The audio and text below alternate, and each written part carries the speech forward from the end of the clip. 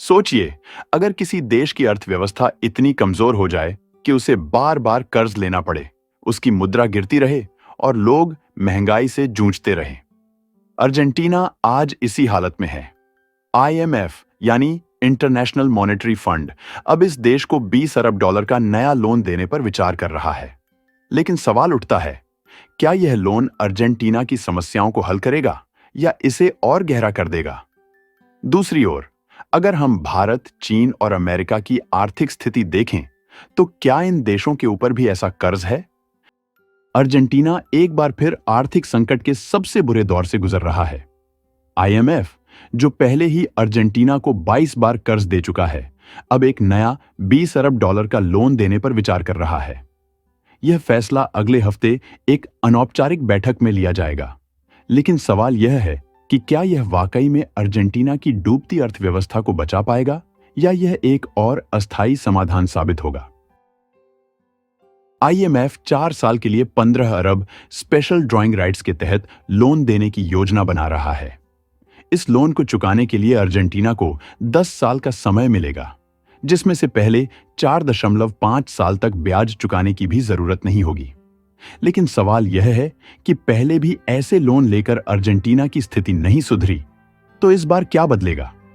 Argentina पहले से ही IMF को 40 अरब डॉलर का कर्ज चुका रहा है और अब एक नया लोन उसकी आर्थिक स्थिति को और जटिल बना सकता है। इसके अलावा विदेशी मुद्रा भंडार फॉरेक्स रिजर्व की स्थिति भी खराब है।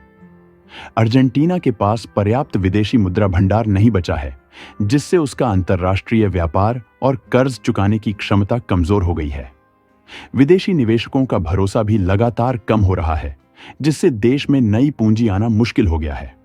अर्जेंटीना में इन्फ्लेशन अपने चरम पर है। महंगाई दर 200% तक पहुंच चुकी है, जिसका मतलब यह है कि वहां चीजों की कीमतें हर साल दोगुनी हो रही हैं।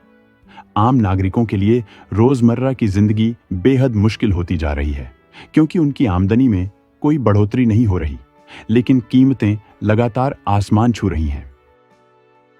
आईएमएफ के लिए अर्जेंटीना एक बहुत बड़ा रिस्क बना हुआ है। यह आईएमएफ का सबसे बड़ा कर्जदार है और अगर अर्जेंटीना डिफॉल्ट कर गया, तो यह आईएमएफ के लिए भी एक बहुत बड़ा झटका होगा। आईएमएफ की प्रवक्ता जूली कोजैक के अनुसार आईएमएफ और अर्जेंटीना के बीच सकारात्मक बातचीत चल रही है, लेकिन असली सवाल यह है कि यह नया कर्ज क्या अर्जेंटीना को बचाने में सफल होगा या यह सिर्फ कर्ज के जाल को और गहरा करेगा। वैश्विक सरकारी कर्ज अब 102.1 ट्रिलियन तक पहुंच चुका है, एक ऐसा आंकड़ा जो पूरी अर्थव्यवस्था को हिला सकता है। महंगाई, मंदी और बढ़ते ब्याज दरों के बीच यह सवाल उठता है, आखिर यह कर्ज कब और कैसे चुकाया जाएगा? क्या यह वित्तीय संकट की एक नई लहर का संकेत है? सबसे ज्यादा चौंकाने वाली बात यह है कि अमेरिका अकेले इस वैश्विक कर्ज का 34.55% हिस्सेदार है। 33 अरब डॉलर का कर्ज सिर्फ एक देश पर है, जो कि दुनिया में किसी भी अन्य देश से दोगुना से भी ज्यादा है। यह आर्थिक स्थिरता के लिए एक रेड अलर्ट जैसा है। अगर अमेरिका की अर्थव्यवस्था डगमगाती है, तो इसका असर पूरी दुनिया पर पड़ सकता है। बाजार गिर सकते हैं, मुद्राओं का मूल्य डगमगा सकता है और निवेशकों की संपत्ति मिट्टी में मिल सकती है। चीन, जो कि वैश्विक कर्ज का 16.12% हिस्सा रखता है, भी इसी दौड़ में पीछे नहीं है। एक दशक पहले चीन की सरकारी देनदारी जीडीपी के 40% के बराबर थी, लेकिन आज यह 90% तक पहुंच चुकी है। दुनिया की दूसरी सबसे बड़ी अर्थव्यवस्था होने के बावजूद अगर चीन इस कर्ज संकट से उबर नहीं पाया, तो इसका असर एशिया और पूरी दुनिया के व्यापार पर होगा। जापान भी खतरे के निशान पर है। जापान का कर्ज जीडीपी के अनुपात में सबसे ज्यादा है और इसका कुल हिस्सा 10.01% है। जापान की अर्थव्यवस्था वर्षों से धीमी गति से बढ़ रही है और यह कर्ज उसे और कमजोर कर सकता है। भारत का वैश्विक सरकारी कर्ज में 3.16% हिस्सा है। देखने में यह आंकड़ा अमेरिका या चीन के मुकाबले छोटा लग सकता है, लेकिन जब हम इसे भारतीय अर्थव्यवस्था के संदर्भ में देखते हैं, तो तस्वीर उतनी आसान नहीं है। बढ़ती महंगाई, बढ़ती सरकारी खर्च और वैश्विक अनिश्चितता के बीच यह कर्ज कितना टिकाऊ है, यह एक बड़ा सवाल है। भारत तेजी से विकास कर रहा है, लेकिन कर्ज का बढ़ता बोझ इस विकास को धीमा कर सकता है। सरकारी खर्च, कल्याणकारी योजनाएं और बुनियादी ढांचे में निवेश के लिए लगातार नए कर्ज लिए जा रहे हैं। अगर यह कर्ज सही तरीके से नहीं चुकाया गया, तो देश को वित्तीय संकट का सामना करना पड़ सकता है। लेकिन जो सबसे ज्यादा डराने वाली सच्चाई है, वह यह कि सूडान जैसे संघर्षग्रस्त देश में सरकारी कर्ज जीडीपी के 344% तक पहुंच चुका है। यह एक वित्तीय आपदा से कम नहीं। ऐसे देश जहां पहले से ही गरीबी और अशांति है, वहां इतनी भारी मात्रा में कर्ज का मतलब है कि भविष्य में वहां वित्तीय पतन और मानवीय संकट और भी गहरा सकता है।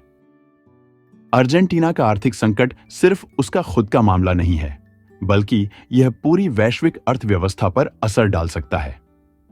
दुनिया के 3 बड़े देश, अमेरिका, चीन और भारत, इस स्थिति को लेकर सतर्क हैं, क्योंकि अर्जेंटीना की आर्थिक नीतियां और उसका कर्ज संकट सीधे तौर पर अंतर्राष्ट्रीय व्यापार, निवेश और वित्तीय स्थिरता को प्रभावित कर सकता है।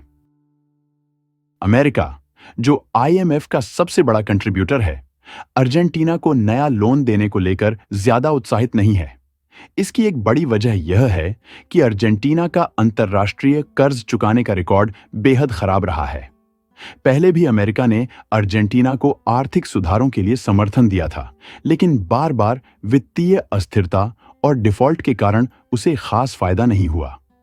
अगर अर्जेंटीना इस बार भी आईएमएफ का कर्ज चुकाने में नाकाम रहता है, तो इसका सीधा असर आईएमएफ की क्रेडिबिलिटी और अमेरिकी करदाताओं के पैसों पर पड़ सकता है, क्योंकि अमेरिका आईएमएफ को सबसे ज्यादा फंडिंग देता है।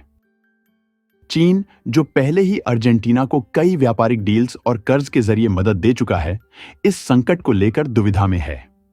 चीन ने अर्जेंटीना के साथ बेल्ट एंड रोड इनिशिएटिव के तहत कई इंफ्रास्ट्रक्चर प्रोजेक्ट शुरू किए हैं, लेकिन अब जब अर्जेंटीना की मुद्रा लगातार गिर रही है और विदेशी मुद्रा भंडार खत्म हो रहा है, तो चीन के लिए यह सवाल उठता है कि क्या उसे अर्जेंटीना के साथ अपने व्यापारिक संबंध जारी रखने चाहिए या फिर उसे नए निवेश से बचना चाहिए। अगर चीन अपने निवेश को सीमित करता है, तो इसका असर अर्जेंटीना की अर्थव्यवस्था पर और बुरा पड़ सकता है, जिससे वह आर्थिक रूप से और कमजोर हो सकता है। भारत, जो अर्जेंटीना से बड़े पैमाने पर सोयाबीन और अन्य कृषि उत्पाद आयात करता है, इस स्थिति पर बारीकी से नजर रख रहा है। भारत के लिए अर्जेंटीना एक महत्वपूर्ण व्यापारिक भागीदार है, खासकर खाद्य सुरक्षा और कृषि उत्पादों के मामले में। अगर अर्जेंटीना की अर्थव्यवस्था और बिगड़ती है, तो इससे भारत को कृषि उत्पादों की कीमतों में बढ़ोतरी और व्यापारिक अस्थिरता का सामना करना पड़ सकता है। साथ ही भारत के कई निवेशक और कंपनियां अर्जेंटीना के ऊर्जा और खनन क्षेत्र में रुचि ले रही थीं, लेकिन मौजूदा संकट के कारण वे अब सतर्क हो गई हैं। कुल मिलाकर अर्जेंटीना का यह आर्थिक संकट सिर्फ उसके लिए नहीं, बल्कि पूरी वैश्विक अर्थव्यवस्था के लिए चिंता का विषय है। अगर आईएमएफ, अमेरिका, चीन और भारत जैसे बड़े देश इससे सही तरीके से नहीं निपटते, तो इसका असर अंतर्राष्ट्रीय वित्तीय बाजार, व्यापारिक रिश्तों और वैश्विक स्थिरता पर पड़ सकता है। अर्जेंटीना को इस बार कर्ज से बाहर निकलने के लिए गंभीर आर्थिक सुधारों और मजबूत नीतियों की जरूरत होगी, वरना यह संकट और गहरा सकता है। अगर आपको यह जानकारी महत्वपूर्ण लगी हो, तो लाइक और सब्सक्राइब जरूर करें, ताकि आप हमारे आने वाले सभी अपडेट्स से जुड़े रहें। धन्यवाद।